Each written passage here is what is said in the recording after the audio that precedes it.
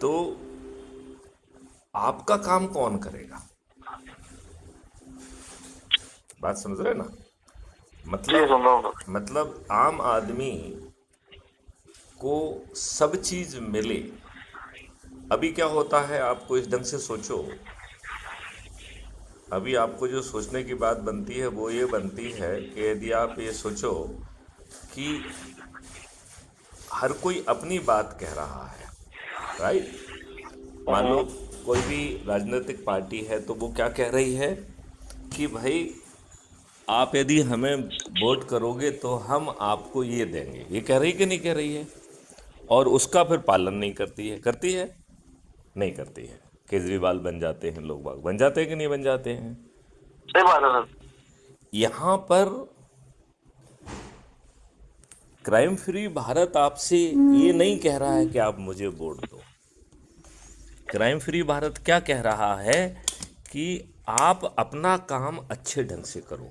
अभी आपको मालूम है इस फिलॉसफी को बहुत आगे बढ़ा दिया गया है। अब ये कहा जा रहा है कि यदि आप ये दो अपने हित के काम कर लोगे तो आपको अच्छा भारत मिल जाएगा। आई डोंट नो आपने हमारे वो वीडियो सुने हैं कि नहीं सुने हैं कि अच्छा भारत का मतलब क्या क्या है। सुने हैं क्या आपने? नहीं सर, नहीं सुना।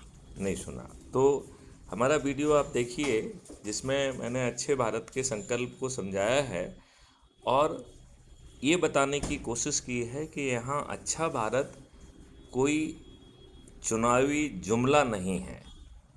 अच्छा भारत एक कॉन्सेप्ट है जिसमें भारत सरकार के खजाने से बिना एक पैसा लिए, बिना कोई फ्री भी दिए, भारत के हर नागरिक को 5 मौलिक अधिकार मिल जाएंगे, जिसमें समृद्धि और खुशहाली भी मौलिक अधिकार होगा। ये बात आप समझ रहे हैं? ये बहुत बड़ी बात है। मतलब जी। समृद्धि और खुशहाली मौलिक अधिकार के तहत मिलेगी, लेकिन खुशहाली और समृद्धि तो बहुत 5वें स्टेज पे आ रही है। उसके पहले 4 और मौलिक अधिकार मिल रहे हैं। पहला जो मौलिक अधिकार मिल रहा है वो है आपके रोजगार का मौलिक अधिकार। और यहाँ तो आप कहते हैं कि साहब इतने लोग अनएम्प्लॉयड हैं। यहाँ अनएम्प्लॉयड की बात ही नहीं हो रही है। यहाँ बात हो रही है कि आपको एम्प्लॉयमेंट जो मिलेगा वो आपके पोटेंशियल का होना चाहिए। जो आपके अंदर छिपी हुई क्षमता है उसको पहचान के उसका मौलिक अधिकार मिलेगा।